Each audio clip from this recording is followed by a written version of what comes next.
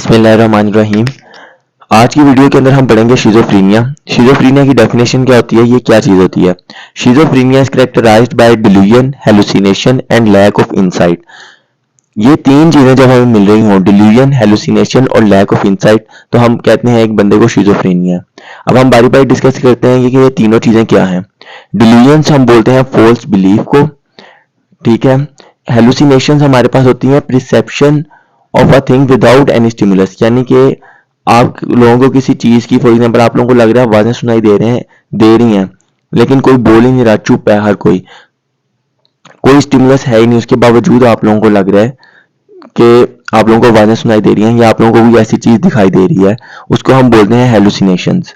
Hallucinations are perceptions without any stimulus. अब हमारे पास आपको पता है कि 5 सेंसेस होती हैं, उन पांचों सेंसेस के अंदर किसी के अंदर भी हमें इस तरह की परसेप्शन आए विदाउट एनी स्टिमुलस, हम उसको बोलते हैं हेलुसिनेशन। हमारे पास मोस्ट कॉमन हेलुसिनेशन जो होती हैं वो ऑडिटरी और विजुअल होती हैं, और अगर इनमें से भी अगर एमसीक्यूज के अंदर लगाना पड़े तो मोस्ट कॉमन हेलुसिनेशन हमारे पास ऑडिटरी होती हैं।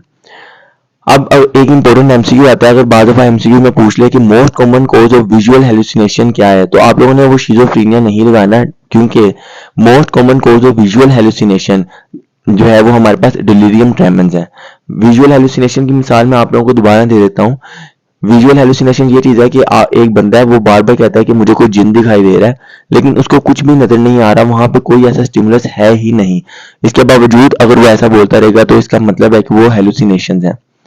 उसके अलावा आप देखते हैं कि इल्यूजन्स क्या चीज है। इल्यूजन्स हमारे पास क्या होता है, miss perception of a real external stimulus, यानी कि क्या होता है कि बाज़ दफा एक्सटर्नल स्टिमुलस होती है लेकिन बंदा उसको मिस इंटरप्रेट कर लेता है। लाइक बाज़ दफा ये है कि दरवाजे हवा की वजह से खुला है, बहुत तेज बाहर आंधी वगैरह चल रही है, हवा चल रही है, उसकी वजह से दरवाजा खुला है, यानी कि कोई एक्सटर्नल स्टिमुलस है उस दरवाजे को मूव करने वाली। आप लोगों ने समझा कि नहीं ये हवा की वजह से नहीं, यहाँ पे कोई जिन्न आ गया आप लोगों के अकेले से, तो आप लोगों को ये क्या होगी, इल्यूजन होगी। लेकिन क्योंकि एक एक्सटर्नल स्टिमुलस थी, आप लोगों ने उसको इंटरप्रेट किया है, तो misperception of a real external stimulus is known as illusion and misperception without any stimulus is known as hallucination. अब हम पढ़ते हैं शिज़ोफ्रेनिया। शिज़ोफ्रेनिया के अंदर अगर हम डेमोग्राफिक्स देखें तो शिज़ोफ्रेनिया आमतौर पर आदमियों के अंदर ज्यादा होता है, मोर कॉमन इन मैन, और जनरली हमारे पास 20 से 30 साल के लोगों के अंदर मिल रहा होता है, और ये फैमिलीज के अंदर रन करता है, जेनेटिक होता है। फॉर एग्जांपल एक बंदे को शिज़ोफ्रेनिया, तो उसकी औलाद के अंदर चांस है कि 10% होगा, शिज़ोफ्रेनिया का चांस होगा। और फॉर एग्जांपल कि अगर एक बंदा है उसके आइडेंटिकल ट्विंस होते हैं, तो फिर हमारे पास 50% चांस होता है कि नेक्स्ट जनरेशन के अंदर शिज़ोफ्रेनिया होगा। मतलब कि आइडेंटिकल ट्विंस के अंदर 50% चांसेस हैं शिज़ोफ्रेनिया के। तो ये हमने डेमोग्राफिक भी इसकी डिस्कस कर ली। अब हम नेक्स्ट डिस्कस करेंगे हमारे पास सिम्टम्स क्या होते हैं शिज़ोफ्रेनिया के। हमारे पास कुछ एक्यूट सिम्टम्स हैं, कुछ हमारे पास क्रोनिक सिम्टम्स हैं। क्रोनिक सिम्टम्स के अंदर हमारे पास नेगेटिव सिम्टम्स आ जाते हैं। तो सबसे पहले जो एक्यूट सिम्टम्स हैं, जिसको हम बोलते हैं first rank symptoms of schizophrenia, इसके अंदर एक निमोनिक है ABCD। आप लोगों ने इस तरीके से शिज़ोफ्रेनिया के सिम्टम्स याद रखने हैं। ए से मुराद है हमारे पास ऑडिटरी हेलुसिनेशंस, सेकंड और थर्ड पर्सन, ठीक है, इसको हम डी ला पेंसी भी बोलते हैं, ठीक है, ऑडिटरी हेलुसिनेशंस को। ऑडिटरी हेलुसिनेशन से मुराद ये है कि आप लोगों को ऐसी आवाजें सुनाई देंगी जो बिल्कुल भी नहीं होंगी। लाइक आप लोगों को लगेगा कि कोई दूसरा या तीसरा बंदा आप लोगों से बात कर रहा है, लेकिन ऐसा कोई बंदा एग्जिस्ट करता ही नहीं होगा, तो इसको हम बोलते हैं ऑडिटरी हेलुसिनेशंस। बी से हमारे पास बनता है ब्रॉडकास्टिंग ऑफ थॉट्स, यानी कि आप लोगों को ऐसा लगेगा कि आप लोगों की सोच को कोई कंट्रोल कर रहा है, ठीक है। ब्रॉडकास्टिंग ऑफ थॉट्स में हमारे पास दो चीज आती है, थॉट इंसर्शन और थॉट विड्रॉल। थॉट इंसर्शन से मुराद यह है कि आप लोगों को लगेगा कि आप लोगों के जहन के अंदर कोई जादुई ताकत है, वो आप लोगों में ये सारी सोचें डाल रही है। और थॉट्स विड्रॉल का मतलब ये होगा कि आप लोगों को लगेगा आप लोगों ने जो भी सोचा वो किसी ने जादुई तरीके से आपके दिमाग से निकाल लिया। ब्रॉडकास्टिंग इसको हम बोलते हैं। सी से हमारे पास बनता है कंट्रोल्ड फीलिंग्स, कि आप लोगों की फीलिंग्स को कोई कंट्रोल कर रहा है, इसको हम बोलते हैं पैसिविसिटी एक्सपीरियंस या फिनोमिना भी हम इसको बोलते हैं। और डी से हमारे पास आ जाते हैं डिल्यूजन्स। डिल्यूजन्स हमारे पास मुख्तलिफ टाइप्स की होती हैं। जो शिज़ोफ्रेनिया के अंदर हमारे पास डिल्यूजन्स होती हैं वो होती हैं हमारे पास बिजारी डिल्यूजन्स। बिजारी डिल्यूजन से क्या मुराद है, डिल्यूजन में आपको बता चुका हूँ डिल्यूजन होता है क्या। डिल्यूजन होता है रॉन्ग बिलीफ, यानी कि एक बंदे का गलत अकीदा, गलत नजरिया, उसको हम बोलते हैं डिल्यूजन्स। अब डिल्यूजन्स हमारे पास दो तरह की होती हैं, एक बिजारी डिल्यूजन्स होती हैं और एक हमारे पास नॉन बिजारी डिल्यूजन्स होती हैं। जो हमारे पास नॉन बिजारी डिल्यूजन्स होती हैं उसके बारे में ना ये है कि फॉर एग्जांपल उन जो नॉन बिजारी होती हैं उनका ये चांस है कि हाँ शायद पॉसिबल है कि वो रॉन्ग बिलीफ के चांस होने के मतलब कि चांसेस हैं कि वो ठीक हो सकती है कभी ना कभी।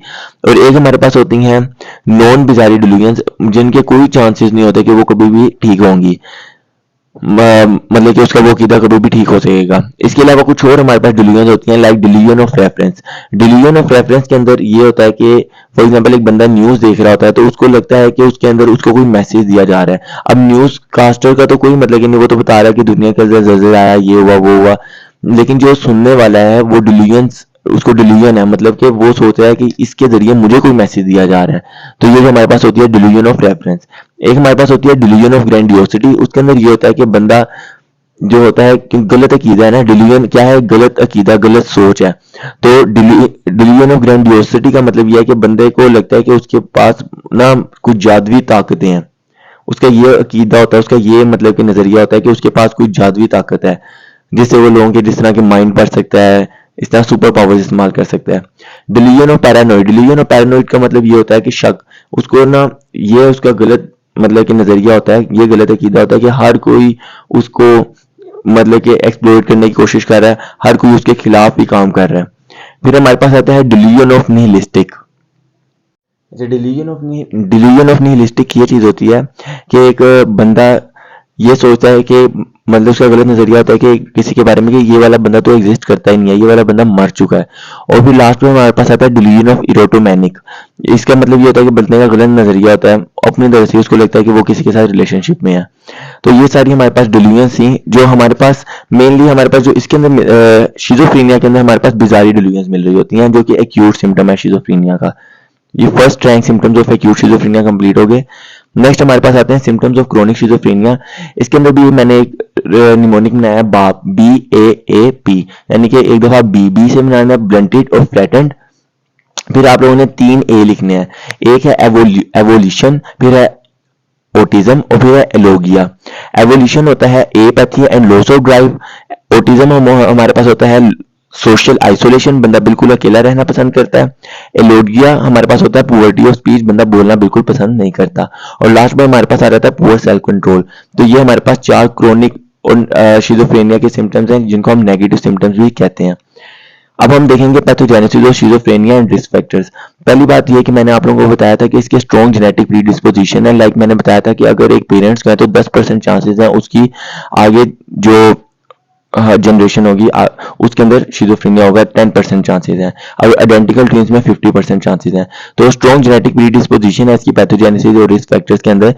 अगर मतलब कि क्यों हो रहा है, क्योंकि कॉपी नंबर वेरिएशन इसके अंदर हमें मिल रही होती है। कुछ खास हमारे पास जीन्स होती हैं, उनका नंबर इंक्रीज और डिक्रीज हो रहा होता है, इंक्रीज और decrease in the number of genes. इसके अलावा हमारे पास ऑब्स्ट्रक्टिव कॉम्प्लिकेशंस की वजह से हमारे पास शिजोफ्रेनिया डेवलप हो सकता है। और अर्बन अपब्रिंगिंग और social stress like cannabis use increase dopamine turnover. Mainly जो शिजोफ्रेनिया के अंदर पैथोजेनेसिस आप लोगों ने याद रखनी है वो ये है कि इसके अंदर डोपामिन बहुत ज्यादा प्रोड्यूस हो रहा होता है, इंक्रीज डोपामिन टर्नओवर होता है, जिसकी वजह से हमारे पास शिजोफ्रेनिया डेवलप हो जाता है। नेक्स्ट हमारे पास आ जाते हैं डिफरेंशियल डायग्नोसिस, अदर फंक्शनल साइकोसिस। मतलब कि अब हम देखेंगे डिफरेंशियल डायग्नोसिस क्या क्या हो सकता है हमारे पास शिजोफ्रेनिया के। हमारे पास कुछ ऑर्गेनिक डिसऑर्डर्स के साथ हम इसको DD में रख सकते हैं, और कुछ हमारे पास फंक्शनल साइको मतलब कि अदर फंक्शनल साइकोसिस या फिर आप नॉन ऑर्गेनिक के साथ रख सकते हैं। जो मेन है शिजोफ्रेनिया के DD के अंदर वो आप लोग 2 याद रखें, उसकी वजह से आपको अदर फंक्शनल साइकोसिस वाले याद हो जाएंगे। 2 वो याद रखने वाले जो इंपॉर्टेंट है वो ये है कि एक बहुत लो मूड याद रखें और एक बहुत हाई मूड याद रखें। बहुत लो मूड को हम डिप्रेशन बोलते होते हैं, तो साइकोटिक डिप्रेशन, और हाई मूड को मैनिक एपिसोड। तो साइकोटिक डिप्रेशन एक DD याद हो गया, दूसरा में मैनिक एपिसोड याद हो गया। फिर एक D से मिला डिल्यूजनल डिसऑर्डर्स, और क्योंकि शिजोफ्रेनिया पढ़ रहे हैं तो इससे मिलता जुलता नाम शिजो अफेक्टिव डिसऑर्डर, और लास्ट में प्यूरियल साइकोसिस। तो इस तरह हमने सारे DD ये याद कर लिए, psychotic depression, manic episode, delusional disorder, schizoaffective disorder and puerperal साइकोसिस। नेक्स्ट हमारे पास कुछ आ जाते हैं ऑर्गेनिक डिसऑर्डर्स। ऑर्गेनिक डिसऑर्डर्स जो कि हमारे पास इसके अंदर मेनली आ रहे हैं वो हमारे पास है, आप लोग ऑर्गेनिक के अंदर हमेशा याद रखें, मैं WHO क्लासिफिकेशन अगर आप लोगों ने पढ़ी हो साइकोटिक डिसऑर्डर्स की, उसके अंदर भी ऑर्गेनिक डिसऑर्डर्स के अंदर दो ही मेनली आते हैं, डिलीरियम और डिमेंशिया। वही आप लोगों ने यहाँ लिखना है, डिलीरियम एंड डिमेंशिया। एक और डी से लिखें, ड्रग इंड्यूस्ड साइकोसिस, और लास्ट पर टेम्पोरल लोब एपिलेप्सी। अच्छा, टेम्पोरल लोब एपिलेप्सी से आप लोगों को यहाँ पर मैं एक और चीज बताना चाहता हूँ। पैथोजेनेसिस के अंदर जो एक इंपॉर्टेंट चीज है वो यहाँ के ब्रेन की जो होती है वो एट्रोफी होती है, और जो मेनली टेम्पोरल लोब होता है उसका साइज होता है वो डिक्रीज हो जाता है। तो ये एक इंपॉर्टेंट बात है। नेक्स्ट हमारे पास आ जाती है मैनेजमेंट। मैनेजमेंट में तीन चीजें हमारे पास इंपॉर्टेंट है। हमने ड्रग मैनेजमेंट करनी होती है, फिर हमने साइकोलॉजिकल ट्रीटमेंट करनी होती है, और फिर हमने सोशल ट्रीटमेंट करनी होती है। अब इन तीनों ट्रीटमेंट्स को हम बारी बारी देखते हैं। सबसे पहले हम करेंगे ड्रग ट्रीटमेंट। ड्रग ट्रीटमेंट के अंदर जो इंपॉर्टेंट बात आप लोगों ने याद रखनी है वो ये है कि हमारे पास जो ड्रग ऑफ चॉइस होता है शिजोफ्रेनिया के अंदर, वो हमारे पास एंटीसाइकोटिक्स होते हैं।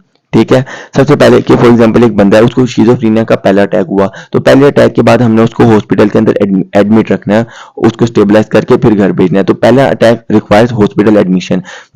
लेकिन बाद में फॉर एग्जांपल उसको ठीक करके हमने घर भेज दिया, अब उसको उसके अटैक्स होते रहते हैं, तो फिर हम उसको ओपीडी के पेशेंट के तौर पर ट्रीट करते हैं। रिपीटेड तो रिलैप्सेस जो होते हैं वो ट्रीटेड एज आउट पेशेंट होते हैं। ठीक है, उसके बाद हम उसको दोबारा एडमिट नहीं करते हॉस्पिटल के अंदर। अब जब हमने उसको एडमिट किया या फिर रिलैप्स में भी है, तो हमने उसको दवाई कौन सी लिखकर देनी है? हमने ट्रीटमेंट में उसको एंटीसाइकोटिक्स लिखकर देने हैं। एंटीसाइकोटिक्स मेनली हमारे पास ना जो दो यूज होते हैं मेनली, फर्स्ट जनरेशन और सेकंड जनरेशन। जो फर्स्ट जनरेशन एंटीसाइकोटिक्स होता है उनको हम कन्वेंशनल एंटीसाइकोटिक्स भी बोलते हैं, और इसके अंदर हमारे पास जो ड्रग्स आते हैं वो है हेलोपेरिडोल एंड क्लोप्रोमाजीन।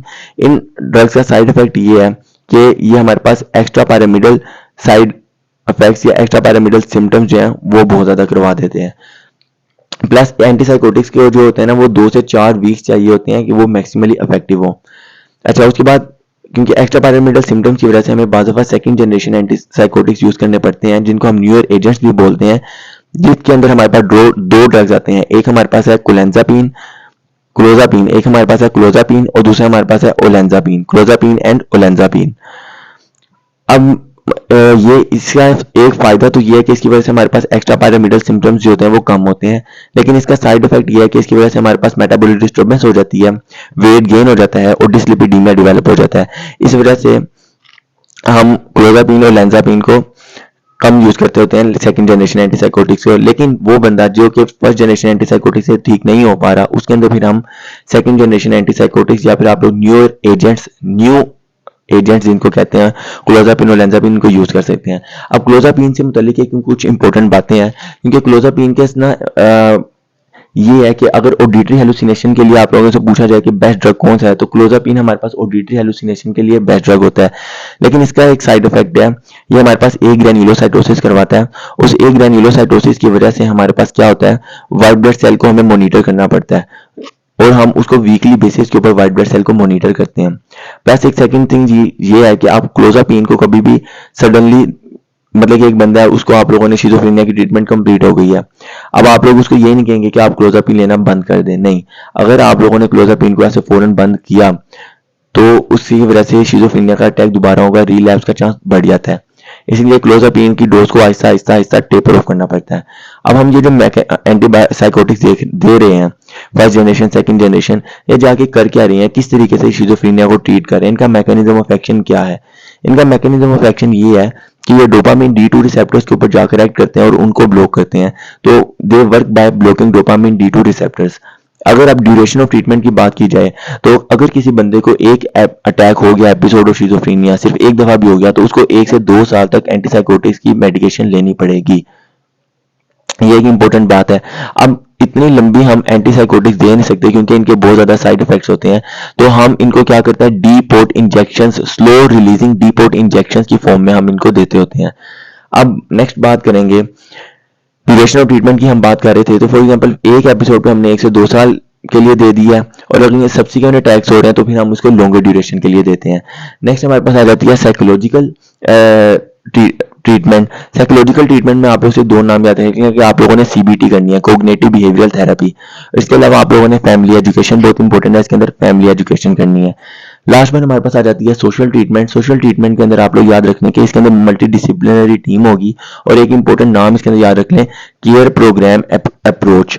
तो आप लोगों ने इसके अंदर केयर प्रोग्राम अप्रोच करनी है। सोशल ट्रीटमेंट के अंदर आप लोगों ने केयर प्रोग्राम अप्रोच को मेंटेन करना है, ठीक है, और मल्टी डिसिप्लिनरी टीम होगी। अब मैंने बोला था कि एंटीसाइकोटिक्स के बहुत से साइड इफेक्ट्स हैं। हम अब उन एंटीसाइकोटिक्स के साइड इफेक्ट्स को डिस्कस कर लेते हैं कि उनकी वजह से हमारे पास कौन कौन से साइड इफेक्ट्स हमारे पास मैनिफेस्ट हो रहे होते हैं।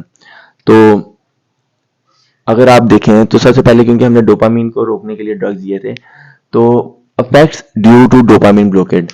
तो डोपामीन के ब्लॉकेड होने की वजह से हमारे पास मुख्तलिफ इफेक्ट्स आते हैं, जिसके अंदर मेनली आप लोग याद रखें कि गायनेकोमेस्टिया हो जाता है, इसके अलावा ग्लैक्टोरिया हो जाता है, इसके अलावा कुछ ना मूवमेंट्स खराब होने लग जाती हैं जिसको हम बोलते हैं टार्डाइड डिस्काइनेजिया, एक्यूट डिस्टोनिया, तो पार्किंसनिज्म, ये जितने याद रहते हैं आप ये याद रख सकते हैं। सेकंड बात यह है कि affect due to cholinergic blockade. अब ये तो आप लोगों ने पिछले वही फार्मा में भी पढ़ा होगा, वही वाले यहाँ पर आप लोगों ने याद रखना है क्या कि यूरिन नहीं आता, फीसिस नहीं आती, तो यूरिनरी रिटेंशन, इसके अलावा कॉन्स्टिपेशन, इसके अलावा मुंह भी खुश रहता है, ड्राई माउथ, ब्लड लीजन और इंपोर्टेंस। हाइपर सेंसिटिविटी रिएक्शन की अगर बात की जाए ना, तो आप लोगों को पता है कि न्यूट्रोपीनिया हो जाता है क्लोजापिन से। जैसे मैंने बताया था कि क्लोजापिन की वजह से ग्रेन्युलोसाइटोसिस हो रहा होता है, तो हमें न्यूट्रोपीनिया भी देखने को मिलता है। हम इसके लिए हम ना हाइपर सेंसिटिविटी रिएक्शन में इसलिए हम ये भी लिख सकते हैं कि ब्लड डिस्केरियोसिस हो जाता है इसके न्यूट्रोपीनिया विद क्लोजापिन। इसके अलावा जॉन्डिस हो सकता है, फोटोसेंसिटिव डर्मेटाइटिस डेवलप हो सकता है। जहां तक ओक्यूलर कॉम्प्लिकेशंस की बात है तो कॉर्नियल और लेंस ओपेसिटीज हमारे पास डेवलप हो सकती हैं, ये antipsychotics as a side effects of antipsychotics. और मोस्ट इंपॉर्टेंट चीज ये है कि हमारे पास कुछ कार्डियक एरिथमियास डेवलप हो सकते हैं। Antipsychotic medications causes prolongation of the QTc interval which may be associated with ventricular tachycardia, Torsades deep points and sudden death. If this occur, treatment should be stopped with careful electrocardiographic monitoring and treatment of serious arrhythmia is necessary. इस सारी बात को मैं उर्दू में एक दफ़ा explain करता हूँ कि हमारे पास क्या होता है, जब हम एंटीसाइकोटिक्स ले रहे होते हैं तो हमारे पास जो क्यूटी इंटरवल होता है उसकी प्रोलोंगेशन हो जाती है। जब क्यूटी इंटरवल की प्रोलोंगेशन होती है, इसके साथ साथ हमारे पास वेंट्रिकुलर टैकीकार्डिया मिल रहा होता है, टोर्साइडस डी पॉइंट मिल रहे होते हैं और इवन डेथ हो जाती है। इसलिए एक ऐसा बंदा जिसके अंदर कार्डियक एब्नॉर्मैलिटीज आने लग जाए, आप लोगों ने उसके एंटीसाइकोटिक्स को रोकना है और उसके लिए आप लोग इलेक्ट्रोकार्डियोग्राम करवाएंगे। इलेक्ट्रोकार्डियोग्राफिक मॉनिटरिंग इसके लिए आप लोगों के लिए एक इंपॉर्टेंट चीज हो जाती है कि आप लोग वो करते रहें ऐसे बंदों की, ताकि आप लोग देख सकें कि उसकी ईसीजी ठीक आ रही है या नहीं। अगर प्रोलोंगेशन में क्यूटी इंटरवल आए तो आगे जाके वेंट्रिकुलर टैकीकार्डिया, टोर्साइडस डी पॉइंट्स और सडन डेथ करवा सकती है। इस वजह से आपको एंटीसाइकोटिक्स रोकने पड़ते हैं। तो ये था हमारे पास सारा का सारा शिज़ोफ्रेनिया।